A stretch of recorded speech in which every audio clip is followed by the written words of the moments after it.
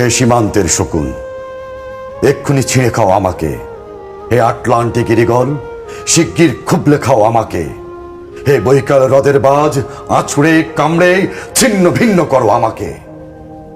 আমার রক্ত রসে শুধু অসহায়ত্ব আর অভাব। কাগজের কামলারা তারে আদর করে মুদ্রাস্ফীতি ডাকে। ঋণের চাপে নীল হয়ে যাচ্ছে আমার অনুচক্রিকা। সংসার চালাতে অন্তরে হয় ইন্টারনাল ব্লিডিং। সংসার চালাতে অন্তরে হয় ইন্টারনাল ব্লিডিং। কি আশ্চর্য, তবু আমি মরছি না।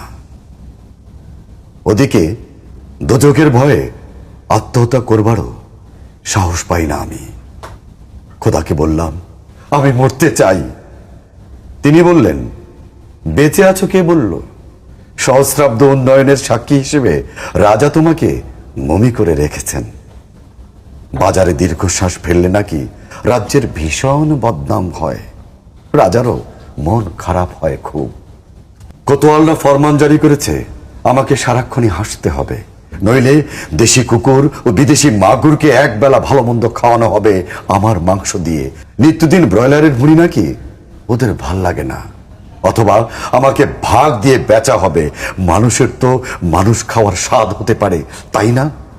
ভাগ্যিস তা বিদেশি সুপার শপে বিক্রি হবে না। দেশি মানুষেরই তো হক বেশি আমাকে খাওয়ার। এ দোজখী যখন নিয়তি, তখন আমি উদাম হয়ে ডাকছি দুনিয়ার শ্রেষ্ঠ মাংসাশী বিহকদের। হে ঈগল, চিল ও ভয়ঙ্কর বাজেরা, হে সাম্রাজ্যবাদী সাহসী শকুনিরা, তোমরা F-35 এর মতো, MiG-29 এর মতো দল বেঁধে হামলে পড়ো আমার বুকে। আমার রান, থান, চক্ষু, কলিজা আজ সব তোমাদের গনিমতের মাল। দেশি সুর খুবলে খাওয়ার আগেই আমায় ইচ্ছে মতো ছিঁড়ে খাও তোমরা। দোহাই দোহাই, শুধু মস্তিষ্কটা খেও না আমার, তাহলে শীঘ্রই দাস হয়ে যাবে তোমরাও।